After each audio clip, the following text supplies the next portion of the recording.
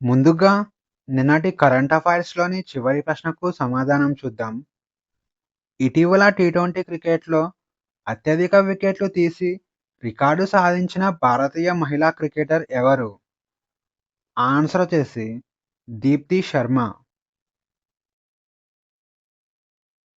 4 హైకోర్టులకు కొత్త ప్రధాన న్యాయమూర్తుల నియామకం. ఇండియాలోని కేరళ, పాట్నా, మేఘాలయ మరియు సిక్కిం హైకోర్టులకు కొత్త ప్రధాన న్యాయమూర్తులను నియమిస్తూ కేంద్రం ఆదేశాలు జారీ చేసింది. సుప్రీంకోర్టు కొలీజియం సూచన మేరకు కేంద్ర ప్రభుత్వం ఈ నిర్ణయం తీసుకుంది.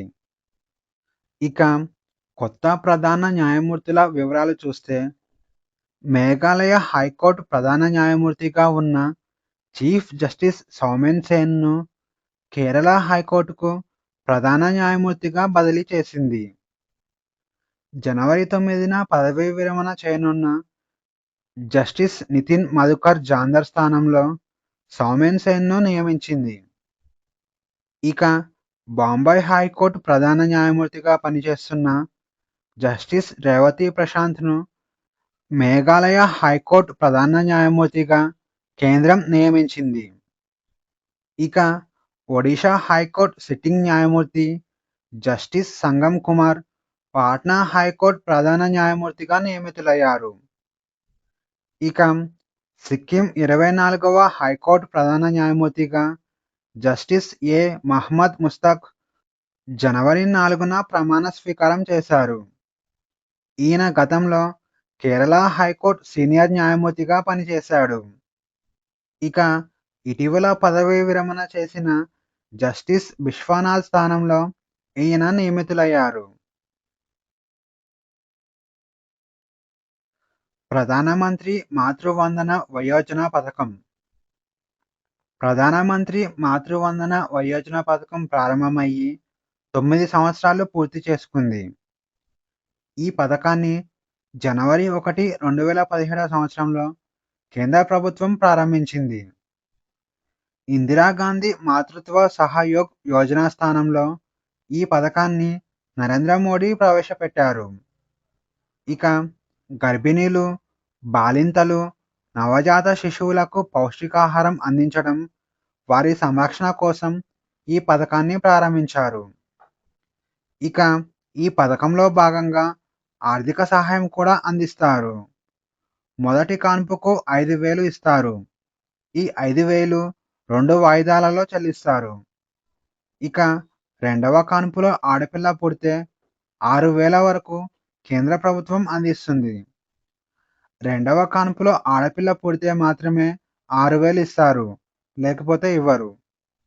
ఇక ఈ పథకం ప్రారంభించిన నాటి నుంచి 4.05 కోట్ల లబ్ధిదారులను కవర్ చేసింది. అలాగే ప్రత్యక్ష ప్రయోజన బదిలీలు 19,000 కోట్లకు చేరాయి. ప్రపంచ వరి ఉత్పత్తిలో మొదటి 5 దేశాలు. ప్రపంచ వరి ఉత్పత్తిలో మొదటి 5 దేశాల గురించి ఇప్పుడు చూద్దాం.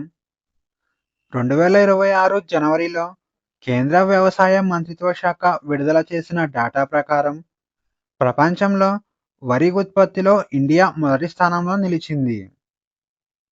150.18 మిలియన్ టన్నుల వరి ఉత్పత్తితో ఇండియా చైనా దేశాన్ని వెనక్కి నెట్టి మొదటి స్థానాన్ని సొంతం చేసుకుంది. ఇండియా ప్రపంచ వరి ఉత్పత్తిలో 28% వాటా కలిగి ఉంది. ఇక చైనాలో 145.28 మిలియన్ టన్నుల బియ్యం ఉత్పత్తి జరుగుతుంది. ఇది ప్రపంచ ఉత్పత్తిలో 26% వాటా కలిగి ఉంది. ఇక 36.6 మిలియన్ టన్నుల వరి ఉత్పత్తితో బంగ్లాదేశ్ 3వ స్థానంలో ఉంది. బంగ్లాదేశ్ ప్రపంచ వరి ఉత్పత్తిలో 7% వాటాను కలిగి ఉంది. ఇక 34.1 మిలియన్ టన్నుల వరి ఉత్పత్తితో ఇండోనేషియా 4వ స్థానంలో ఉంది. ఇక ప్రపంచ వరి ఉత్పత్తిలో ఇండోనేషియా 6% వాటా కలిగి ఉంది. ఇక 28.75 మిలియన్ టన్నుల వరి ఉత్పత్తితో వియత్నాం 5వ స్థానంలో ఉంది. ఇక ప్రపంచ వరి ఉత్పత్తిలో వియత్నాం దేశం వాటా 5% ఉంది. ఇక ఈ డాటా విడుదల సందర్భంగా కేంద్ర మంత్రి శివరాజ్ సింగ్ చౌహాన్ 25 పంటలకు సంబంధించిన 184 ఇంప్రూవ్డ్ వెరైటీస్‌ను లాంచ్ చేశారు. ఎయిర్ ఫోర్స్‌కు కొత్త ట్రైనింగ్ కమాండ్ నియామకం. ఎయిర్ ఫోర్స్‌కు కొత్త ట్రైనింగ్ కమాండర్‌గా ఎయిర్ మార్షల్ సీతపల్లి శ్రీనివాస్ నియమితులయ్యారు.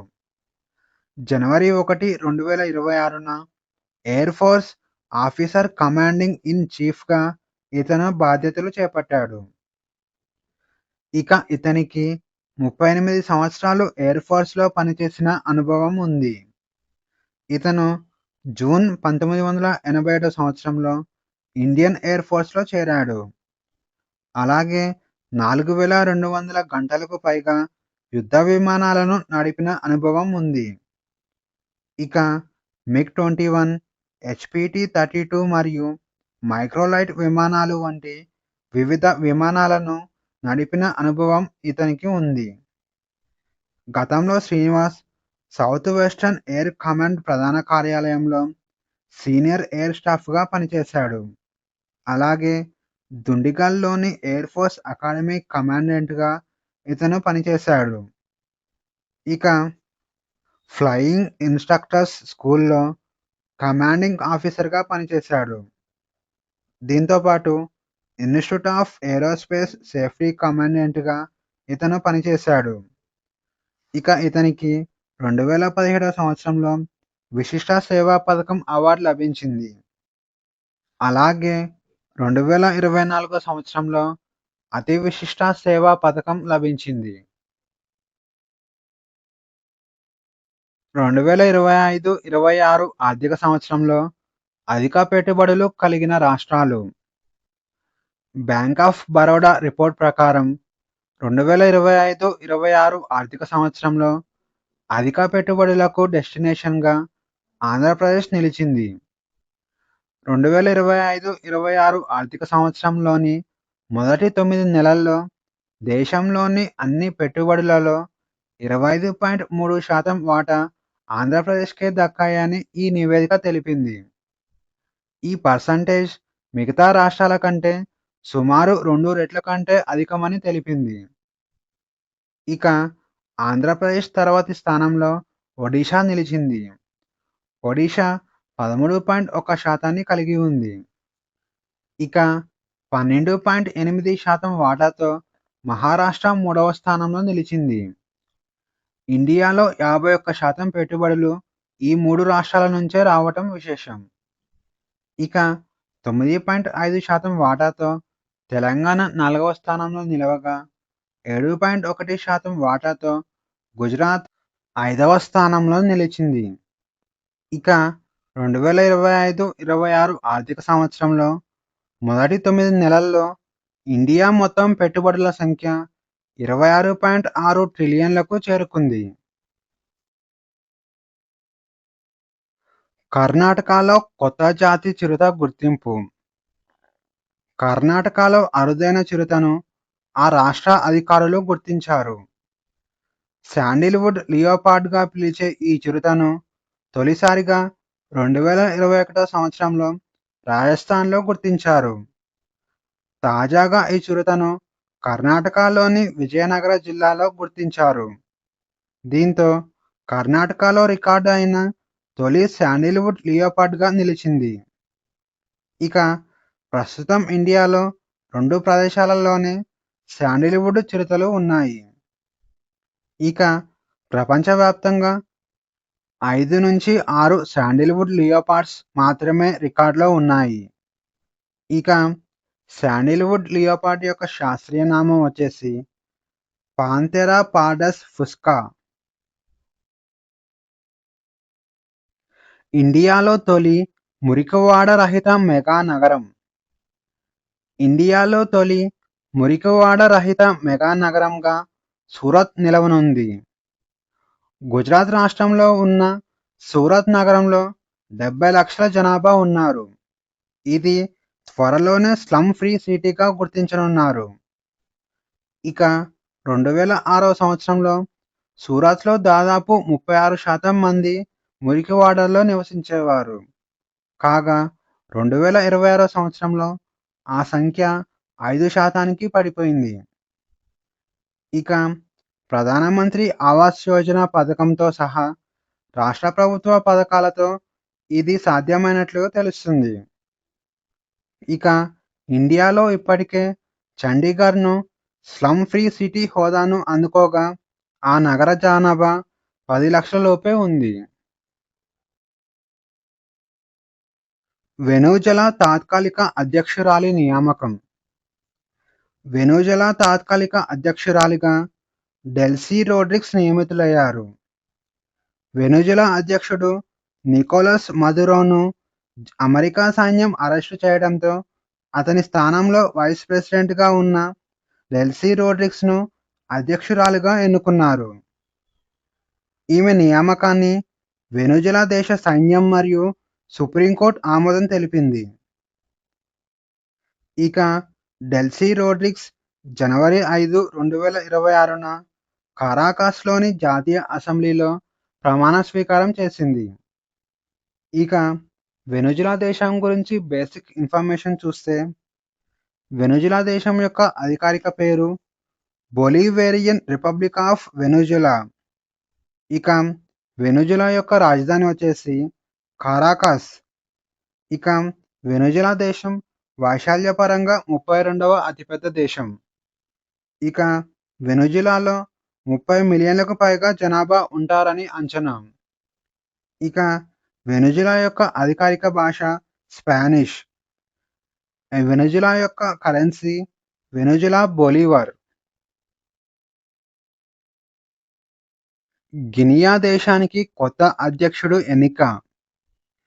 గినియా దేశానికి కొత్త అధ్యక్షుడిగా మమాడి దౌంబియా ఎన్నికయ్యారు. మిలిటరీ లీడర్ అయిన మమాడి 2021 సంవత్సరంలోనే గినియాపై తిరుగుబాటు చేసి అధికారం చేజిక్కించుకున్నారు. ఇక 2025 డిసెంబర్ 28న అధ్యక్ష ఎన్నికలు జరగగా 86.72% ఓట్లతో మమాడి దౌంబియా అధ్యక్షుడిగా గెలుపొందాడు. ఇతను 5-7 సంవత్సరాలు ఈ పదవిలో కొనసాగనున్నాడు. ఇక గినియా దేశం గురించి బేసిక్ ఇన్ఫర్మేషన్ చూస్తే, గినియా దేశం ఆఫ్రికా ఖండంలోని పశ్చిమ దిశలో ఉన్న తీర ప్రాంత దేశం. ఇక గినియా యొక్క రాజధాని కోనాక్రీ. ఇక గినియాలో 15.4 మిలియన్ల జనాభా ఉంటారని అంచనా. ఇక గినియా దేశం యొక్క అధికారిక భాష ఫ్రెంచ్. ఇక గినియా దేశం యొక్క స్థానిక భాషలు పులార్, మనింకా మరియు సుసు. గినియా దేశంలో 90% మంది ముస్లింలు ఉంటారు. ఇక గినియా దేశానికి అక్టోబర్ 2, 1958 సంవత్సరంలో ఫ్రాన్స్ దేశం నుంచి స్వతంత్రం వచ్చింది. గినియన్ దేశం యొక్క కరెన్సీ వచ్చేసి గినియన్ ఫ్రాంక్. గినియన్ దేశం యొక్క జీడిపి $108 బిలియన్ ఉంటుంది. ఇక గినియా యొక్క జాతీయ క్రీడ ఫుట్బాల్. ఇక గినియా దేశం యొక్క ప్రధాన ఎగుమతులు చూసుకుంటే బాక్సైట్, బంగారం, ఇనుము, ఖనిజాలు మొదలైనవి. ఇక ఈరోజు క్వశ్చన్స్ వచ్చేసి, ఇటీవల ప్రపంచ ర్యాపిడ్ చెస్ ఛాంపియన్షిప్లో 5 మెడల్స్ గెలిచిన మొట్టమొదటి మహిళగా నిలిచింది ఎవరు? A. Koneru Humpy, B. Alexandra గోరియా, సి. జూ జైనర్, D. Harika Deshpande. Answer వచ్చేసి ఆప్షన్ ఏ కోనేరు హంపి. ఇటీవల దక్షిణ ధృవాన్ని చేరుకొని రికార్డు సృష్టించిన భారతీయురాలు ఎవరు? A. Vinesh Mehra, B. Geeta Kumari, C. Kaamya Karthikeyan, D. Vishnupriya. Answer వచ్చేసి ఆప్షన్ సి కామ్యా కార్తికేయన్. ఇటీవల ఫుడ్ కార్పొరేషన్ ఆఫ్ ఇండియాకు కొత్త చైర్మన్గా ఎవరు నియమితులయ్యారు? A Kumaraswamy, B Tanmay Chopra, C Ravindra Kumar, D Gopalakrishna. Answer వచ్చేసి option C Ravindra Kumar. Pralay missile ప్రయోగాన్ని ఏ రాష్ట్రంలో నిర్వహించారు? A Andhra Pradesh, B Gujarat, C Madhya Pradesh, D Odisha. Answer వచ్చేసి ఆప్షన్ డి ఒడిషా. పోస్టల్ సర్వీస్ను రద్దు చేసిన తొలి దేశం ఏది? A Australia, B Brazil, C China, D Denmark. Answer వచ్చేసి ఆప్షన్ డి డెన్మార్క్. భారత రాష్ట్రపతి రాజ్యాంగ పదవి ఎవరికి దగ్గరగా ఉంటుంది? ఏ బ్రిటిష్ చక్రవర్తి, బి అమెరికా అధ్యక్షుడు, సి రష్యా అధ్యక్షుడు, డి బ్రిటిష్ ప్రధానమంత్రి. ఆన్సర్ వచ్చేసి ఆప్షన్ ఏ బ్రిటిష్ చక్రవర్తి. భారత రాజ్యాంగం ప్రకారం భారత రాష్ట్రపతి బ్రిటిష్ చక్రవర్తి వలె దేశాధినేతగా వ్యవహరిస్తారు. ఇద్దరూ దేశాధినేతలుగా వ్యవహరించినప్పటికీ మెజారిటీ పవర్స్ ప్రధానమంత్రి వద్దనే ఉంటాయి. భారత రాజ్యాంగ నిర్మాతలు భారత సమాఖ్య అనే పదాన్ని ఎంచుకున్నారు. అయితే ఈ కింది ఏ దేశంలో ఇది అధికంగా ఉంది? A America, B United Kingdom, C Australia, D Canada. Answer వచ్చేసి ఆప్షన్ డి కెనడా. కెనడా దేశంలో సమాఖ్య అనే నమూనా అధికంగా ఉంటుంది. అందుకే మన భారత రాజ్యాంగ నిర్మాతలు సమాఖ్య అనే పదాన్ని కెనడా దేశం నుంచి స్వీకరించారు. ఇక భారత సమాఖ్య నిర్మాణాన్ని క్వాజీ ఫెడరల్ అని పిలుస్తారు. ఎందుకంటే ఇది కెనడియన్ నమూనా వలె బలమైన కేంద్ర ప్రభుత్వాన్ని కలిగి ఉంటుంది. భారతదేశంలో న్యాయ సమీక్ష అధికారం వేటికి ఉంటుంది? ఏ సుప్రీంకోర్టు, బి హైకోర్టు మరియు సుప్రీంకోర్టు, సి హైకోర్టు మాత్రమే, డి దిగువ కోర్టులు మాత్రమే. ఆన్సర్ వచ్చేసి ఆప్షన్ బి హైకోర్టు మరియు సుప్రీంకోర్టు. భారత రాజ్యాంగం సుప్రీంకోర్టు మరియు హైకోర్టు రెండింటికి న్యాయ సమీక్ష అధికారం కల్పించింది. న్యాయ సమీక్ష అధికారం రాజ్యాంగ ప్రాథమిక నిర్మాణం కిందకి వస్తుందని సుప్రీంకోర్టు తెలిపింది. కింది వాటిలో యూనియన్ ఎగ్జిక్యూటివ్లో భాగం కానిది ఏది? ఏ అధ్యక్షుడు, బి ఉపాధ్యక్షుడు, సి భారత అటార్నీ జనరల్, డి భారత ప్రధాన న్యాయమూర్తి. ఆన్సర్ వచ్చేసి ఆప్షన్ డి భారత ప్రధాన న్యాయమూర్తి. భారత ప్రభుత్వ కేంద్ర కార్యనిర్వాహక వర్గంలో రాష్ట్రపతి, ఉపరాష్ట్రపతి, ప్రధానమంత్రి, మంత్రిమండలి మరియు భారత అటార్నీ జనరల్ ఉంటారు.